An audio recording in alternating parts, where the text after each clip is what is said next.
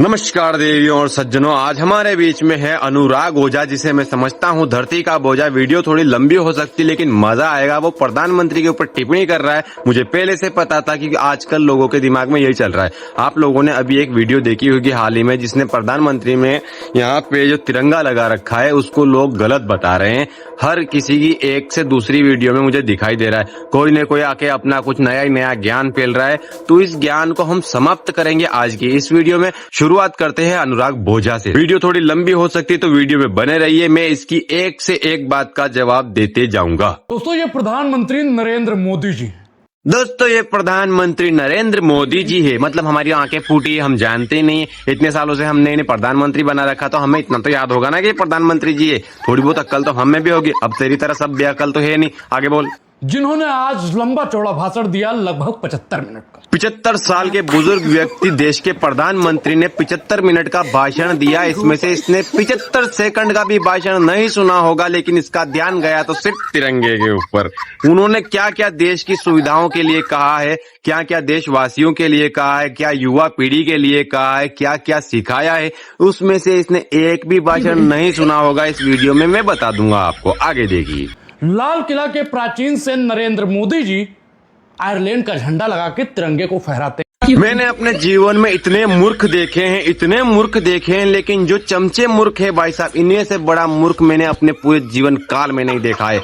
Ireland का झंडा नहीं है बेटे, वो तिरंगा है। और तिरंगे को तू अच्छे से देखो भाई साहब। आप लोगों को पता है कि जब तिरंगा सीधा लहराता है, सीधी दिशा में से लहराता है, तो केसरिया ऊपर, श्वेत बीच में और हरा नीचे होता है। लेकिन उसी को आप यूं करके अगर डालोगे तो उसमें देखोगे आपको केसरिया आगे दिखेगा, श्वेत बीच में दिखेगा, हरा पीछे दिखेगा। लेकिन इसने कोड भी नहीं पढ़ा। अरे तिरंगे का कोड तो पढ़ लेता कम से कम, मूर्खी औलाद। लेकिन अगर कोई विपक्ष का नेता राहुल गांधी होते, अखिलेश यादव होते, मल्लिकार्जुन खड़गे जी होते, बहन जी होती या चंद्रशेखर आजाद होते, कोई भी होता, तो पूरी भाजपा उनको गद्दारी का सर्टिफिकेट दे देती। उन्होंने सर्टिफिकेट नहीं दिया, लेकिन मैं सबूत दे देता हूं कि उन्होंने तिरंगे का अपमान कैसे किया, राष्ट्रगीत का अपमान कैसे किया। इस वीडियो में आप गौर से देख सकते हैं कि खड़गे जी, सोनिया गांधी जी, राहुल गांधी जी तीनों राष्ट्रगीत गा रहे हैं। राष्ट्रगीत के बीच में हलचल करते हैं, इधर से उधर एक दूसरे को देखते हैं। खड़गे जी बीच में राष्ट्रगीत रुकवाना चाहते थे, यहां तक सुना है मैंने। लेकिन अगर इन लोगों में थोड़ी सी इमेज और थोड़ी सी इज्जत राष्ट्रगीत के प्रति होती तो ये सोचते कि भाई राष्ट्रगीत के बीच में हिला डुला नहीं जाता है, बातचीत नहीं होती है, ये देश का अपमान नहीं दिखता है तेरे को। वहां पे तेरी आंखें फूट जाती है, आंखों पे चश्मा लग जाता है, पट्टी बन जाती है, या आंखें दान कर देता है तू। प्रधानमंत्री नरेंद्र मोदी का वो बैच आज भी मेरे आंखों में खटक रहा है। वो बैज अगर तेरी आंखों में खटक रहा है तो कृपया करके अपनी आंखें दान कर दे, या अपनी आंखें फोड़ ले, या अपनी आंखों पे चश्मा लगाए, या पट्टी लगाए, चमचा ना लगाए। क्योंकि नरेंद्र मोदी का जो इतिहास है वो इतिहास ही है कि 52 साल तक इनके मुख्यालय पर तिरंगा नहीं फहराया गया। पिछले 70 साल से तुम्हारी सरकार थी, लाल चौक में तिरंगा नहीं लहरा सकी थी, वहां पे तो कुछ नहीं बोलेगा। क्यों? कश्मीर वगैरह ये हमारे देश में नहीं आते, वहां पे बोलने में तुम्हारे बवासीर हो जाती है। आप दोस्तों सोचिए कि हमारे तिरंगे में सबसे ऊपर केसरिया होता है, बीच में सफेद होता है, नीचे हरा होता है। लेकिन नरेंद्र मोदी के बैट पे जो लगा हुआ था, जेब पर जो लगा हुआ था, पहले हरा, फिर सफेद, उसके नीचे केसरिया। पाकिस्तान का निवाला खाने वाले कीटाणु, उस बेच को यूं करके देख, तेरे को सदा दिखाई देगा कि तिरंगा किस दिशा में लहराता है। उस दिशा के विपरीत में तिरंगे का कोड लगा। अरे मूर्ख, जाकर देख तो ले अच्छे से, कम बोलने से पहले। और ये अकेला मूर्ख नहीं है, इसके जैसे ना जाने अनगिनत इतने मूर्ख हैं जिन्होंने इतनी वीडियो बनाई कि मतलब हमें मेडल मिलना चाहिए। अरे मूर्खों, कम से कम पहले देख तो लिया करो, वो देश के प्रधानमंत्री है। चलो मान लो 1 मिनट के लिए कि उनसे एक छोटी सी गलती, चलो हो भी 1 मिनट की मान लो, जबकि गलती हुई नहीं है। लेकिन तुम लोगों ने जो उनकी 75 मिनट के भाषण में उन्होंने जो देश के लिए कहा, क्या वो सुना?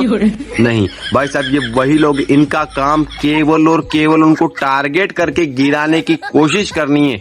देश का प्रधानमंत्री लायक अगर निवाला मुंह में भी दे दे खिलाने को इनको, तब भी ये कहेंगे ना इसमें तो जहर है। और मूर्खों के उपाध्यक्ष, हमारी देशभक्ति की सनत हमसे वही मांगे जिनके बाप दादा अंग्रेजों के जूते न चाटे हों। अंग्रेजों के जूते चाटने की बात मत कर, वरना पोल खोलने बैठ गया ना तो तेरे बाप दादाओं की पोल खोल दूंगा, किसने कितने जूते चाटे थे, समझा? प्रधानमंत्री नरेंद्र मोदी जी, आप पूरे देश से सार्वजनिक तौर पर माफी मांगिए।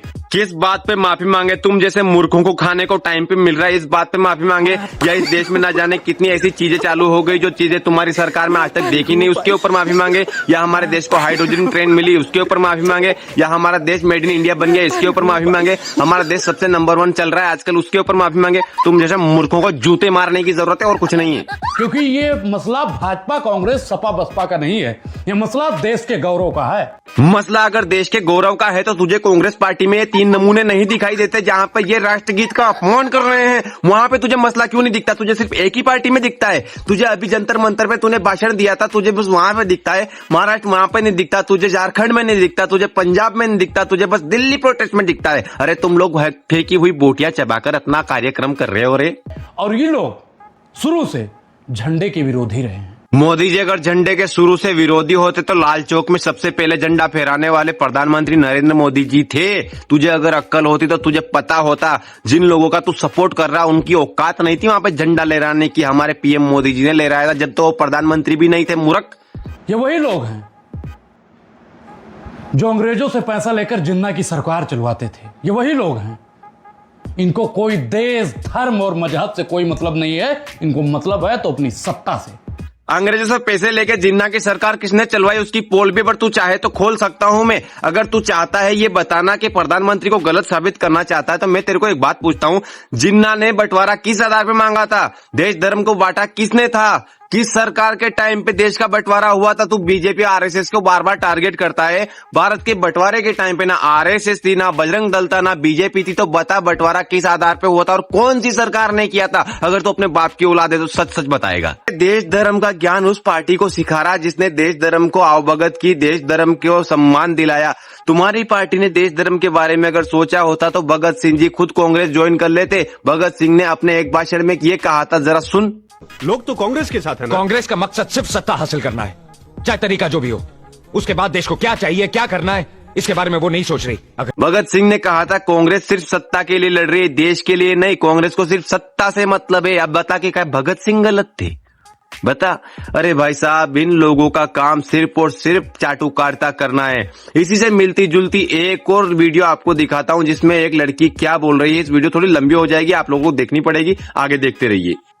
और बताओ अंधभक्तों, तुम 15 अगस्त मनाओगे या नहीं?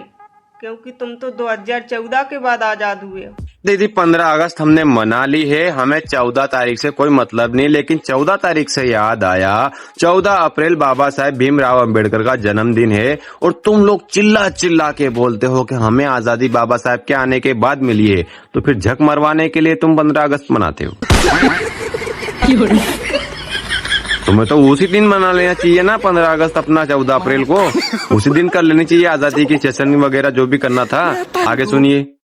ये मुर्दों का देश है, गुलामों का देश है। भारत महान है, ये सिर्फ किताबों में पढ़ा है। असलियत में ये गवारों का देश है। अच्छे मेरे भाई, जाति से कोई नीच नहीं, तुम अपनी हरकतों से नीच कहलाते हो और जिस मिट्टी में पैदा हुए उसी मिट्टी को तुम गंवार बताते हो। सोचा समझा कुछ नहीं, जितनी थी उतनी औकात दिखाती। और जो फांसी पर लटके आज वो भी सोचते होगे साले किन बड़वों को आजादी दिला दी।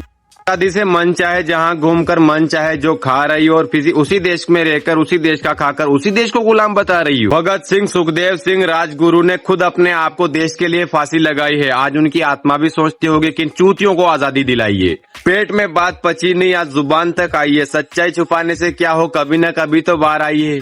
मुगल अंग्रेजों ने ना जाने कितने क्रांतिकारियों को सताया है और जिनके सर कट गए इस देश की खातिर आज तुमने उसे मुर्दों का देश बताया है। देश अगर मुर्दों का है तो सांस कैसे ले पा रहे हो? भारत अगर गुलाम है तो जिंदा कैसे रह पा रहे हो? हिम्मत नहीं निभाने की अगर तो हम दर्द नहीं बनाते। हुनर नहीं खुद में औलाद पैदा करने का तो दूसरों को नामर्द नहीं बताते। अरे उखाड़ नहीं सके तुम्हारे बाप दादा कुछ, तुम तो कुछ अच्छे कर्म कर लेते। और 15 अगस्त जैसे पावन अवसर पर तुम ऐसे शब्द बोल रहे, कम से कम कुछ तो शर्म कर लेते। नाकाम हो तुम हर काम में तो अपनी नाकामी क्यों बताते हो? और इतना ही बुरा है देश हमारा तो छोड़कर क्यों नहीं चले जाते हो? बातें करे ऐसे जैसे खुद ही समाज सुधारक है। और अगर जिनको बुरा लगे भारत मेरा तो उनको पाकिस्तान मुबारक है।